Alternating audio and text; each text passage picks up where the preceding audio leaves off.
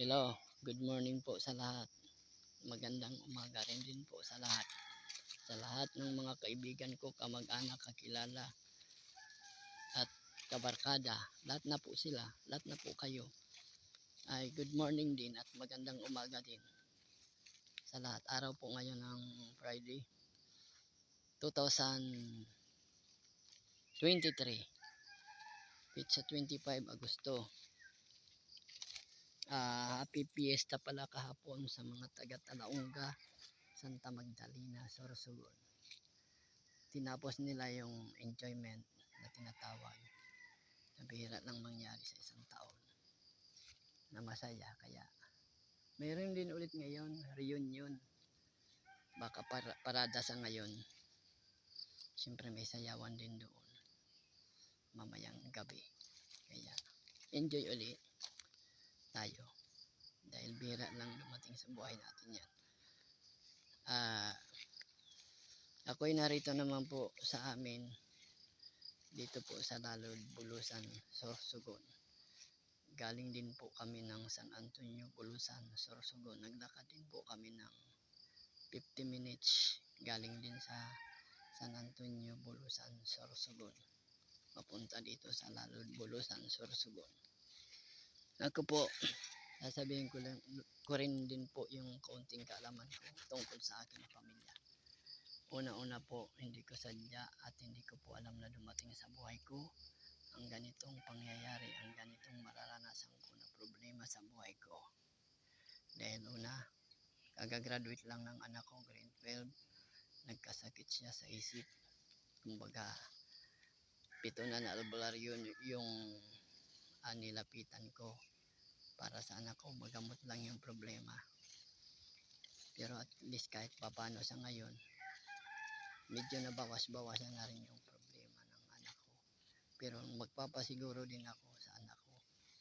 May pupuntahan pa kami ngayon August 29, 2023. Araw po yan ng Martes. Papunta kami ng Pili. Doon naman ay request yan ng doktor. Papunta po kami doon. Pero libre naman po kami ng ambulance galing ng bayan.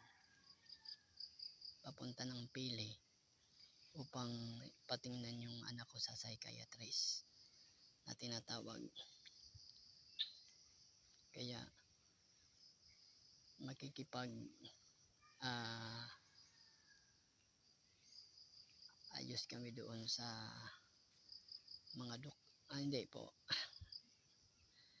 Makikipag patingin kami doon sa doktor pala tungkol sa nangyayari sa anak ko para malaman kung anong problema.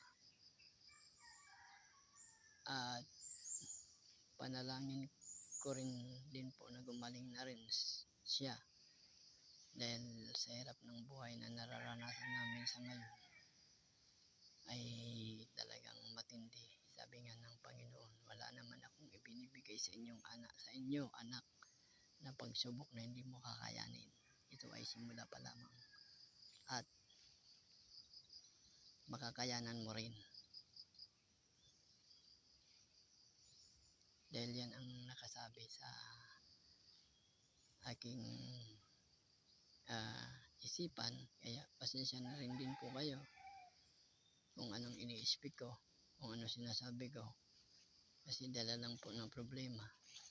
Sabi nga din ng iba, sabi nga din talaga kung totoo, pero totoo rin talaga na wag mong problemahin ang problema, hayaan mo mang problema sa kanyang problema ang problema. Totoo rin din yun po. Kaya dapat lumapit sa Panginoon dahil yun ang buhay natin doon, nakasalalay. Mag-isip ng mabuti, gumawa ng tama, isakripisyo yung pamilya para mabuhay ng maayos at gawing matatag at matibay ang bilang isang pamilya sa tahanan. At komparasyon po dito kasi po ang kahirapan ko ay una-una ang tubig.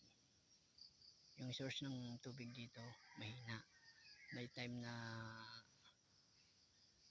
pinapatay nila simula na alas 5 open hanggang alas 8 patay. open naman alas 5 ng hapon hanggang alas 7 ng gabi, patayin naman uli. Kaya katulad ko na walang linya ng hose upang magkaroon ng tubig, mahirap. Galon-galon lang kami sa kapitbahay. Kaya number 1 din talaga sa bahay ang tubig. Komparasyon doon sa Kalintaan na kahit medyo naubos siya ng tubig sa balon pero maraming source ng income. Hindi, maraming source ng tubig na pupuntahan ka upang makaigib ka agad. Kahit medyo malayo.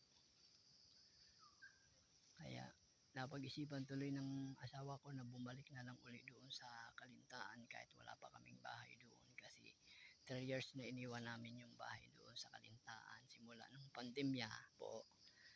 Nandito na kami sa Lalod.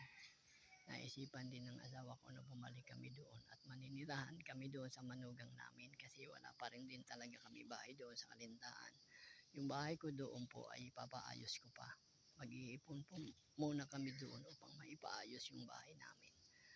Kasi kung hindi lang po dahil sa nagkasakit dito yung anak ko sa Lalod, Bulusan, Sorsogon, di rin din po kami dito aalis. Kaya yun, mahirap at napakamatindi ng pag-iisipan ko yan kung paanong paraan ng lahat at upang makayanan ng problema. Kaya pasensya na rin po din po kayo sa aking mga naisasabi kung ano-ano. Kaya sige po, good morning sa lahat at thank you, God bless you all.